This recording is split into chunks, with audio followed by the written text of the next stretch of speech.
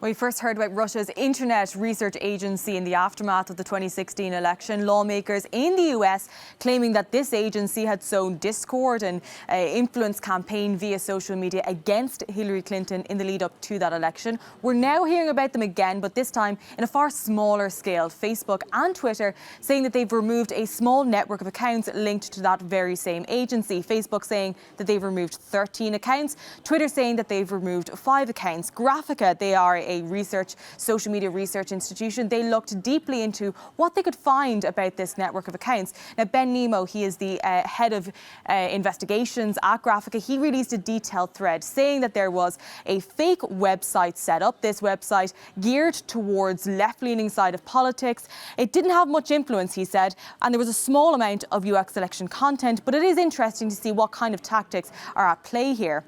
According to Graphica's investigation, they found clues that the masthead or people that were involved in this, the images of them on the website, were indeed AI generated and not authentic. Let's take a look here. For example, there's anomalies with regards to both sides of the glasses, for example. There's anomalies on different sides of the face. They said this is a clue that these people were AI generated, the faces of them were. Now, there wasn't much content in relation to this latest election, but when there was, it was harsh against both Biden and Harris. They said that it was these kinds of articles that were being published out.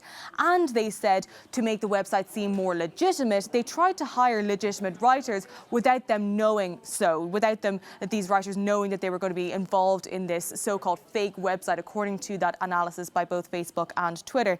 Now, according to Ben Nemo, he said that this didn't exactly have much of a standing here. This Facebook page only had 200 followers or so, 200 likes, but he did say, let's keep watching, but let's keep calm. This wasn't the only network shown by Facebook to have been taken down over the last couple of months. They said that there was 2 others that they've most recently taken down. One, a PR firm based in the United States. The content there geared towards countries like Venezuela, but also content geared towards both Pakistan and India.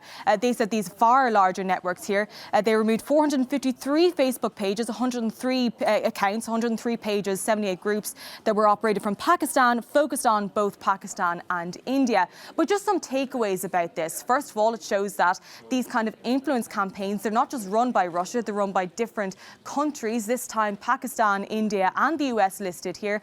But secondly, this is according to Facebook. It's very, very difficult to point the finger with regards to these networks. It takes an awful lot to see where these originate from. And as such, this could be just a drop in the ocean with regards to how vast these networks really are. So Facebook saying that these networks taken down, how many there are and how widespread these tactics are being used, those are really questions we do not have the answer for yet.